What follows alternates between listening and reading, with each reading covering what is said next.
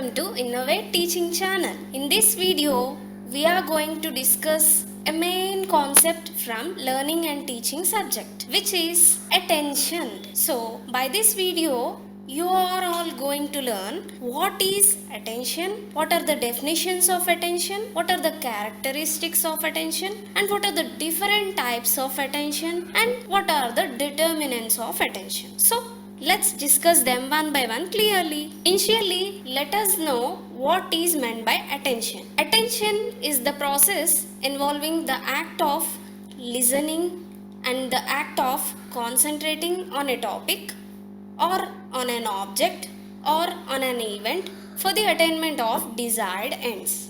So this is the process which involves completely the action of listening and the action of concentration. The attention is basically a process, but it is not a product, guys. See, attention is also a process which helps in selecting something out of the various stimuli present in one's environment and bring it into the center of one's consciousness in order to perceive it clearly for deriving the desired end. And finally, attention is not merely a cognitive factor, friends, but it is fundamentally determined by emotions, interest, attitude, and memory, which all comes under affective factor. Next, let us know what are the definitions of attention. According to Dumville, attention is the concentration of consciousness upon one object other than upon another object. According to Ross,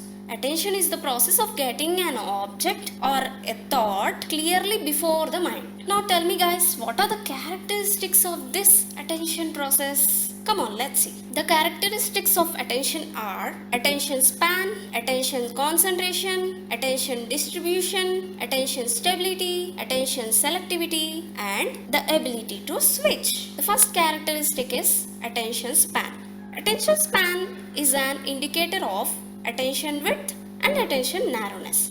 It is a number of objects that a person can clearly perceive at a time. For example, see, if I have drawn the images of different objects on a chart and asked my student to perceive them, according to the tests, attention span cannot be developed and is generally limited to 6 to 7 elements at a time. The second characteristic of attention is attention concentration. It is an indicator of attention depth. It is a person's concentration degree on some object or some activity. It determines a person's ability to work in unfavorable conditions, not in favorable conditions, in unfavorable conditions. Concentration heavily depends upon interest and motivation of the human. For example, when you read a thrilling story or when you watch an interesting movie, you forget everything around you, isn't it? Yes, this comes under attention concentration. The third characteristic of attention is attention distribution. It is the personal ability to focus attention on several variegated objects or perform several tasks simultaneously. The several colored objects, like in the first picture, performing several tasks simultaneously. For example, mother. Our mother is a multi-worker. She performs number of tasks at a time, right? She cleans the home, cooking, washing, cleaning, office work, mobile communication, feeding her baby, looking over her husband. Yeah. The fourth characteristic of attention is attention stability. It is how long one can stay focused on a single object. The stability is the duration of voluntary attention, guys. It is defined by the period of time one can keep one's attention at its initial quality level. See, the stability depends upon physical state, interest, and motivation. For example, one can learn a subject better in the fresh morning than in the tired evening, isn't it? It's fact. It practically works in my life. The fifth characteristic of attention is attention selectivity. It is the ability to pick certain objects out of a wide object range. Selectivity is an ability to sort objects, turn some of them into figures and others into backgrounds. The final characteristic of attention is ability to switch. In our daily lives, we usually switch to different works, different tasks, and different goals. So it is the premeditated or purposeful transition of the mental flow from one object to another object due to the selection of a new goal. The ability to switch is nothing but attention's speed of transition from one object to another. Now let us discuss what are the types involved in attention process. If you see this tree diagram, there are two types of attention: non-volitional attention and volitional attention. Under non-volitional attention, we are having two subcategories of attention: enforced attention and spontaneous attention. Under volitional attention, we are having two subcategories. Those are implicit attention and explicit attention. Our first type of attention is non-volitional or involuntary attention. In this type of attention, attention is aroused without the play of will. Here, we attend to an object or an condition without making any conscious effort, friends.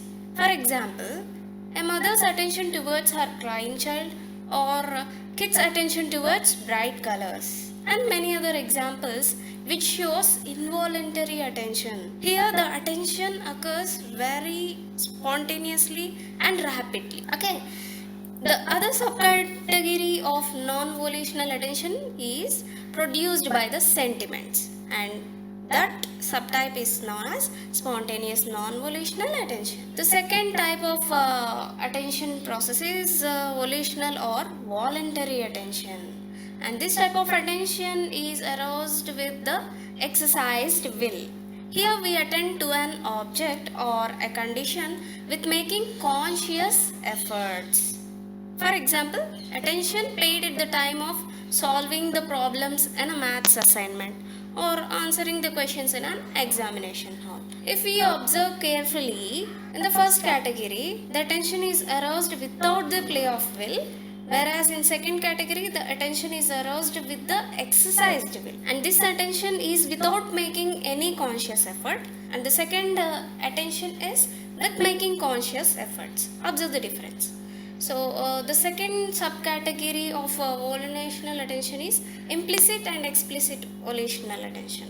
So the single act of volition is implicit, the repeated acts is explicit. Finally, let us discuss and conclude this video by discussing the determinants of attention process. The first determinant is external factors. Under the external factors, we are having nature of the stimulus, intensity and size of the stimulus, contrast, change and variety, repetition of stimulus, movement of the stimulus. The second determinant of attention process are internal factors. Under the internal factors, we are having interest, motives, mindset, moods, attitudes. Okay, finally friends, if you like this video, don't forget to like, share, subscribe and comment.